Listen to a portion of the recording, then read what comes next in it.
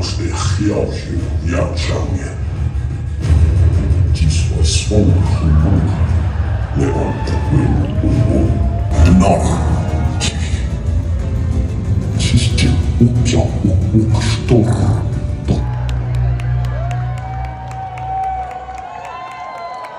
How's everyone's Comic-Con so far? Isn't it magical? I want to just share a quick text this just literally happened before I came up here, man. I was backstage, I got a text from my daughter Harley, and she wrote, "Can I borrow your car?" She's in Los Angeles. I said, "Yes, pick it up at the Predator panel because I'm at Comic-Con, bro." And she said, "That's this weekend?" I said, "What does it mean when a kid named Harley Quinn doesn't know when Comic-Con is?" And she says, "It means you failed as a parent, Kevin James." I said, "You know, the first time I came to Comic-Con was with Mallrats in 1995,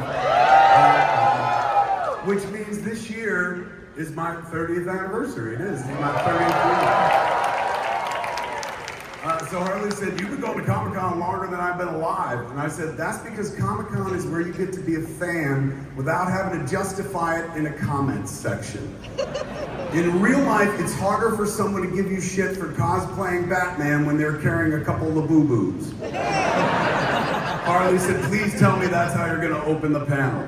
I said, "No, I'm gonna remind the audience full of fans that everyone they see on stage at Comic-Con this weekend also started as a fan, man. They started their journey just like you as a fan, no different than all of them. So I'm gonna tell the audience to be an unabashed fan of whatever media moves them, but always remember, dreaming up stories, creating comics, making movies, they can do this too, and it all starts with being a fan, because it's possible to love something so much, you can go from sitting in the audience as an admirer to sitting on stage as a creator." And the kid wrote, "How high are you right now?" Well, kids, I'm high as hell because we're about to do Predator Badlands, man. Please welcome to the stage our panelist, director Dan Trachtenberg.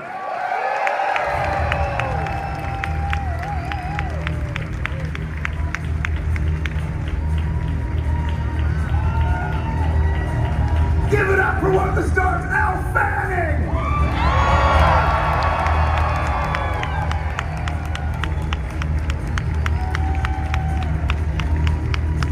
For the other star, Dimitrius, Schuster-Koloamatangi.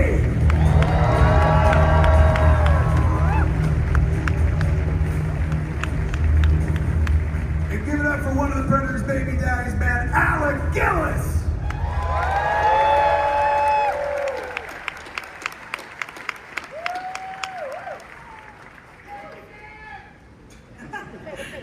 All right, everybody's seen the trailer, I trust, so far, plus the reel that they just put up at the beginning. How awesome does the movie look? I'm here to tell you with the utmost surety, Dan was very kind, showed me the movie. It's fucking awesome. I absolutely loved it. It was my favorite Predator movie I've ever seen, and I've seen them all. But how I got up here, ladies and gentlemen, is I met Dan back in 2006. I think it was. 2006, and I was a filmmaker making films, and Dan was a podcaster, and Dan's was the first podcast that I was ever on. So Dan and his buddy was Geek Drone, that's it. Yeah. Came to the office and interviewed me, and like we were sitting there talking for like 2 hours, and I remember being like, "We don't have to stop. Like, what is this?" They're like, "It's a podcast. We can talk about whatever we want." And in that moment, I fell in love with podcasting, and in 2007, I started podcasting. So I've been podcasting since 2007. I stopped making good movies and started making podcasts. Dan, on the other hand, stopped making podcasts and started making excellent movies, man. When I saw him the next time, you had done Cloverfield 8, yeah. First time I ran into him. And then the next time I saw you, you had directed the pilot for The Boys. That's right, yeah. So now Dan has become the undisputed Predator guru at this point. Between Prey and Killer of Killers, you have become the Predator guy, man. How does that happen? How did you gravitate toward that? You know, I probably like a lot of you, or maybe not. I grew up loving the idea of seeing an R-rated movie for the first time. And Predator was on that list, and I vividly remember being in the back of a carpool on the way to a karate tournament, and all the older kids described literally every scene of Predator to me. And it was then that I started dreaming. And there's a GamePro magazine that doesn't exist anymore, and they had a contest to like design a level in a video game, and I designed a Predator level. And I didn't win the contest, but here I am. So yeah, I mean, just to say too, like I started out doing podcasts and was a fan of movies and comics and video games, and I came to Hall H literally every year for a stretch of 8 years, and I would wait in line starting at 2 a.m. Trading spaces in line like a lot of you guys. I sat diagonally over there 8 years in a row. I was here for the infamous pencil stabbing incident. You were here when somebody got stabbed with a compass. You were there? I was a material witness. Wasn't it during the Avengers panel or something? The Avengers didn't do shit. I think it was before. But I was here for the first time they showed the Iron Man footage, all the way to when the Avengers assembled. And you can imagine the idea of bringing a movie to Comic-Con would be a big deal to me, and it sort of factored in whenever I would think about making a movie. I would think like, oh, this might play at Comic-Con. Maybe I should do this, but always feeling like if I go, it's got to be for something that really matters. And let me tell you, what we have to show you guys today and what this movie is truly awesome and something I'm really proud of. And I'm so glad that I get to be here with this movie with you guys. So, and with Kevin, who I would stay all day in Hall H to stick around for your evening with Kevin panel. So, sweet, yeah. Man. Thank you for that. But look, we're here to talk about the love for you. And the love for you in this room is palpable, it's real. People saw Prey and really responded to it. You found a way to take something very familiar and make it completely new and fresh. And so at that point, was that, after the success of that, did they start going like, what about Killer of Killers? What about doing more? Did they try to keep you in Predator world? Yeah, it was when Prey came out and people dug it, started to realize, oh no, I've got to like figure out if I'm gonna make more of these. And I think sometimes when you make a sequel, sometimes the sequel is just the part 2 of the cool thing, not a cool thing in and of itself. So it really was hard on myself trying to figure out like what would be another essential movie. What's something that hasn't been done in the Predator franchise? And one of those ideas was Killer of Killers that came out earlier this year. The other thing was Badlands. Yeah. So Killer of Killers, man, we got a little clip to show some people some stuff right now, don't we? A little piece of something. Yeah. So we were working on both movies at the same time, and there were unfortunately some bits of Killer of Killers that were left on the cutting room floor, but recently we were able to sneak it back in, so we wanted to show you guys first what that is. So yeah, recently I had a little breakfast with Arnold, and was super self-conscious about what I ordered. You had breakfast with Arnold? Breakfast with Arnold, and get me to the waffles. His cameo in this, and we can now continue to cook up the things that may be in store for that guy. So that wasn't on the original version of Killer Killers. That's right, but it is at 7 p.m. tonight. It'll be on Hulu and Disney Plus globally. It'll be a post-credit scene, so it'll end on Nadu, and then it'll go to credits, and then that will pop up. So that is now canon in the movie. All right, so the Predator universe is getting bigger, man, and this time around we're seeing a version of Predator we've never seen before. Take us into Badlands. Yeah, so, I mean, I mentioned Killer Killers came from what has never happened in the Predator franchise. There was another thing that I realized, something that has never happened, and that is the Predator never wins.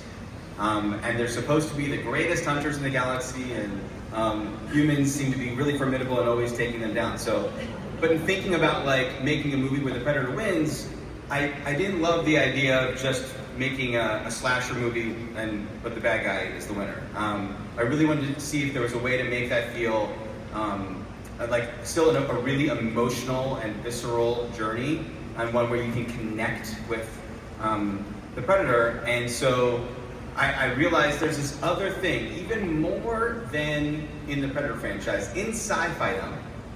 We all love the side characters. We fall in love with creatures and robots, and they're often relegated to being the sidekick or the villain, never the protagonist. So that to me was the bigger deal, is hitching people on a ride. I know that it's really fun to go to your favorite theme park and ride a ride you've done a million times, but there's something really special about strapping into something and going up to the tip of that precipice and knowing that you have no idea what's going to happen next, and that very much is Badlands.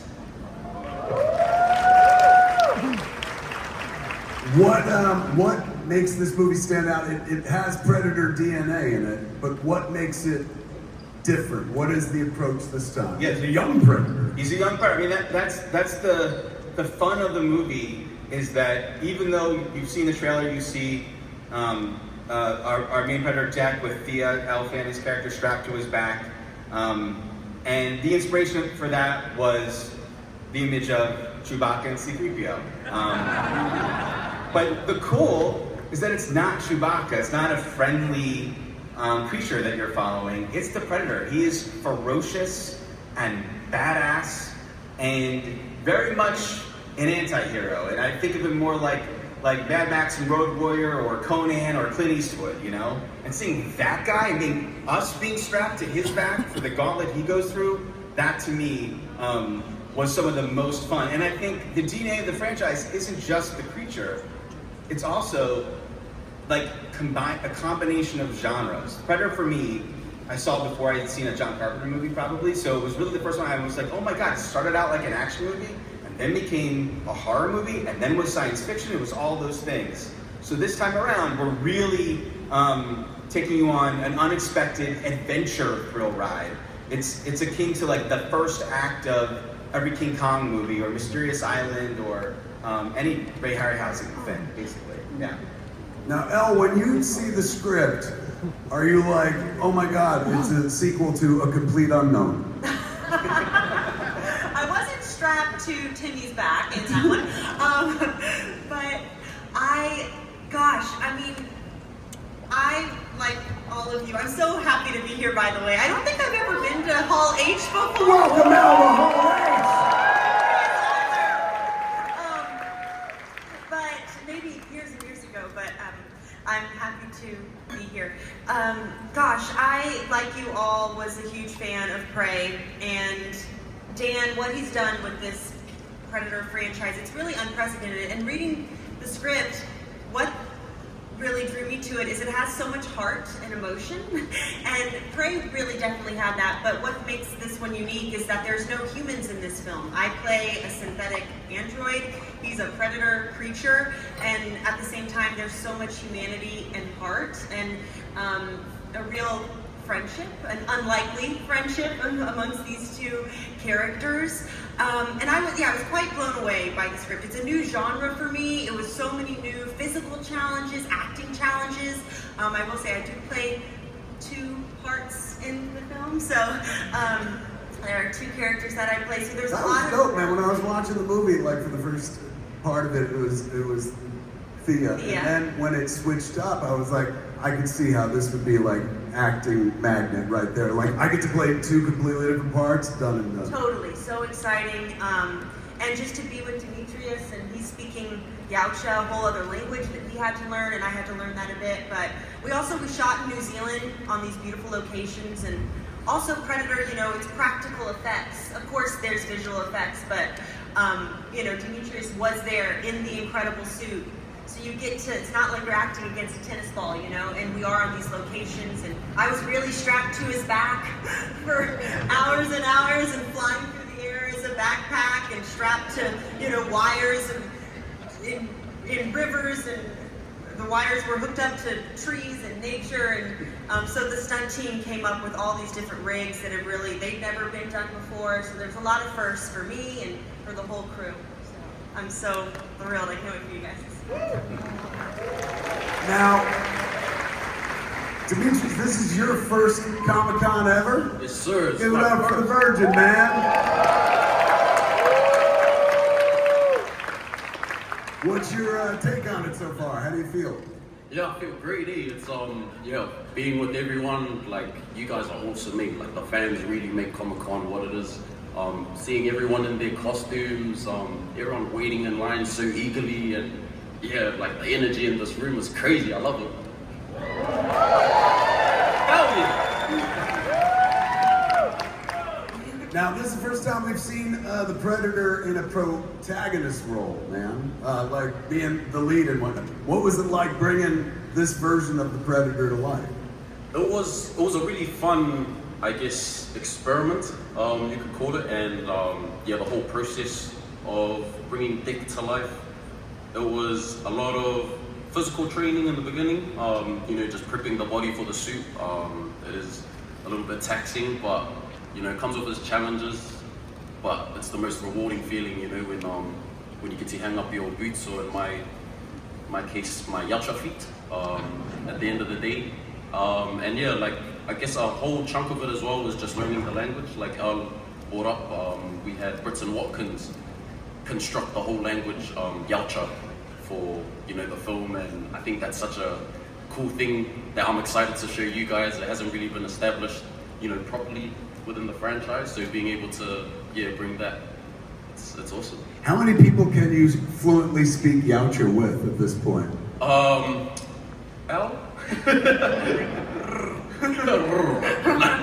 Yeah, not too many. Myself, Elle, and Britton probably the only ones at the moment that can understand what's going on. But The planet this time around, like we've seen the Predator at work before, but this time you send the Predator to a place far deadlier than the Predator, a planet that is waiting to kill you. Essentially Australia in space. Tell us about Genna. Yeah, so that is a hugely cool part of the movie, is that, you know, it's not going to Earth. We've never really in movies seen the Predator hunting on such a crazy alien planet, where literally everything from the grass to the trees to the other creatures, small and enormous, are trying to kill him. So it's him hunting, but also him being hunted. He's essentially the Dutch of this movie. It's a cool idea, man, and you pull it off. It's really wonderful. Alec, let's talk about, you've been involved with the Predator since there was a Predator, man, since the very first one. Yeah, I had the great privilege to work for my mentor, Stan Winston, on the original Predator. Yeah, there's Stan. And Kevin Peter Hall, who was a fantastic and wonderful fellow, much like yourself. And so I've been very lucky that I've been involved in, I think maybe, counting them up, I don't know if I'm at like six Predator movies now. The last time I was in Hall H was when we were promoting Alien vs. Predator, the first one. So it's nice to be back. It's nice to be back. How is the approach different this time? For somebody who's an old hand at the Predator, what was different this time around? Well, you know, the first time we had 8 weeks, and Stan was furiously drawing, and Steve Wang and Matt Rose were sculpting, and it was a race to get the thing, you know, done so we could save Arnold's movie. This time it's more measured. There's more resources, you know, available. And of course, this is my, well, I guess that would be my third Dan Trachtenberg Predator film, right? Because Alec also helped design all the creatures in Killer Killers. Even though it was animated, we really wanted to make sure Alec's eye was guiding us through. So, yeah. I think the thing that made this unique from previous Predator movies is that this time the suit was all practical, but the face was open. I think Alec can certainly attest. Usually, the Predator has this giant mask on him with a bunch of mechanics and wiring, electronics, and someone is off camera, typically Alec on a remote control, moving the mandibles, and that works just enough to get the exact amount of footage that you've seen in the movies. I promise there's nothing else usable that could be on the cutting room floor. And this time we really wanted to make sure that we could go to emotional places that have never happened in previous films. And so we developed this unique system where Alec went down and collaborated with Weta Workshop. And it became this beautiful, beautiful moment for me to witness of like old school, but still young at heart and awesome. But old school meeting, Weta Workshop of course started on the Lord of the Rings trilogy and have gone on to do so many amazing things. So it really was those masters coming together, and then of course all the digital artistry that it's been supported, and all being driven by Dimitrius's performance. And it was like this time around pretty essential. Like in the past, they show his face. That was the big reveal in the first movie. Like, oh, and Arnold's got the funny line. But in this version, since you spend so much time with him, being expressive was suddenly an issue that nobody had ever dealt with in Predator movies. Suddenly you're like, wait, we're gonna spend 90 minutes, 2 hours with this guy. He's gotta be able to show a range of emotions. And it looks phenomenal. And they didn't see any behind the scenes footage. It's crazy, like when I was watching the movie, which was unfinished, there are shots where it's completely done, and then there are shots where you see Dimitrius fully suited up, but his face underneath, and he's given a hardcore performance, man. Actually, like, playing the part, man. It was impressive as hell. Well, if I may just to finish Dan's thought, you know, for me, you guys who know me know I am a diehard practical effects artist. I've been doing it for 46 years. It's a hill I'll die on and be buried under. But when I read the script, and Dan and I had some heart-to-hearts, and we did some tests and stuff, and I knew what he was looking for. And Stan Winston's words came back to me. He said, "We do effects to serve the story and the director's vision." And I had to really think hard about whether or not an animatronic could do exactly what I was reading. And then a couple things happened. One, the Planet of the Apes movie came out, and that was Weta Digital's work, right? And those faces, particularly the orangutan character, pretty much blew me away. And then I saw an audition tape of this guy, and I saw his performance, and I thought, this has got to be a different approach.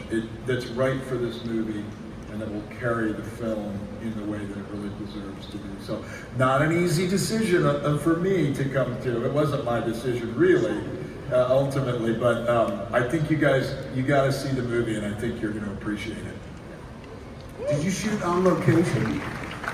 Yeah, it was all in New Zealand. I really love, aesthetically love naturalism, and so even though we're making a movie on a different planet, really want to make sure that it could feel as authentic and grounded as possible. So there are certainly sequences that we had to build sets for, but most of the time we were in nature, as Elle put it.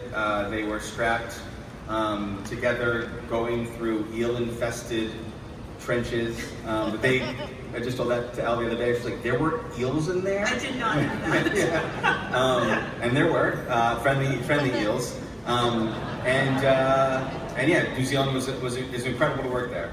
Yeah.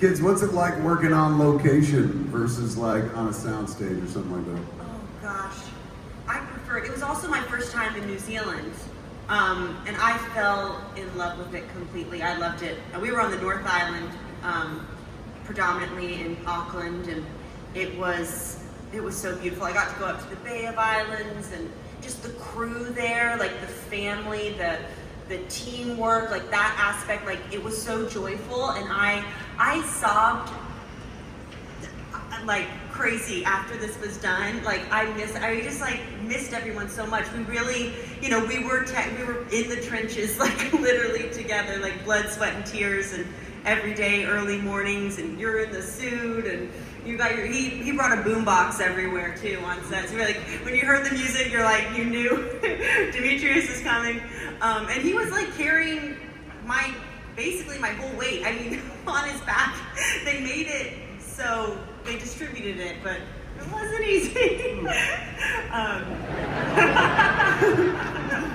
Sorry about that.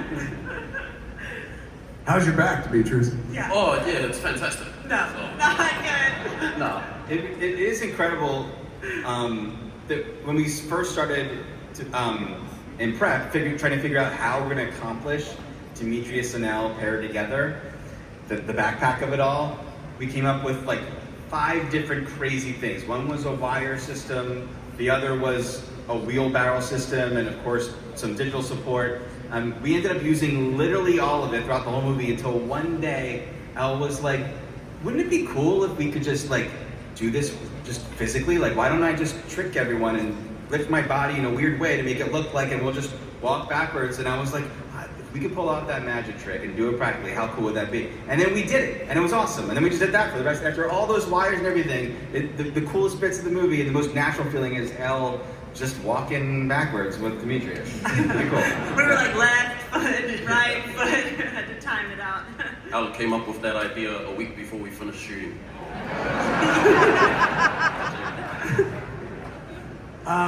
Some folks saw in the first trailer, and I saw the flick, so I know, and you see the new trailer too. There's a soupçon of Weyland-Yutani in there, is that right? Some alien stuff in there? What's that all about? Yeah, there's Weyland-Yutani in this movie. I had that image of Chewbacca and C-3PO, and the idea, I was very focused on there not being any humans in the movie, because I knew as soon as we put one in, that's where all of us would start paying attention to, and then we would lose behind like the real cool, which is Predator as protagonist. So the next thought was like, okay, Predator and a robot. It'll be a really human story, but it's about a predator and a robot, a creature and a robot. And then I thought, I know someone who makes robots. And so that was the Weyland-Yutani of it all, and that of course leads to even more cool ideas. But I think sometimes people that are dabbling in cinematic universes, there's a seduction to grab all the action figures and smush them together, and I really didn't want to do that, and really wanted to make sure that if we ever do something, it would be a little bit more elegant. So. But is this is the shape of things to come? Are you heading, since you are the Predator guy, and if you're throwing in a little Weyland-Yutani, does that mean one day you're going to be the Alien versus Predator guy as well? Wouldn't it be cool? Wouldn't it be cool? I honestly, I sat with you many years ago, and you gave me the gift of podcasting, which has made my life so much better and enriched my life. And I was so proud to sit there, and it's weird to say proud because it's not like we're tight or we grew up together and shit, but I was like, God damn, this guy's like the real deal, man. And after the screening was done, you were talking about like, hey man, we're gonna show some stuff at Hall H. And he gave me 2 options. You were like, we're gonna do this, this. I said, you should do this. Tell them what they're about to see. Yeah, so there's, well, how much time left? We got 15 minutes, now's So the time. why don't we just show them the first 15 minutes of the movie? Yes! Are you ready to watch the first 15 minutes of Predator? Set it up for him, man. Because he poked and brought it, I was like, dude, you gotta get, I just need to say a couple things. We come out in November, which is a ways away for a movie like this. It's very raw. There's a lot of unfinished VFX work. The score is all temp score, the sound is all, none of that's real. There'll be a lot of placeholders for things. But I know that this crowd appreciates a little bit of a peek behind the curtain.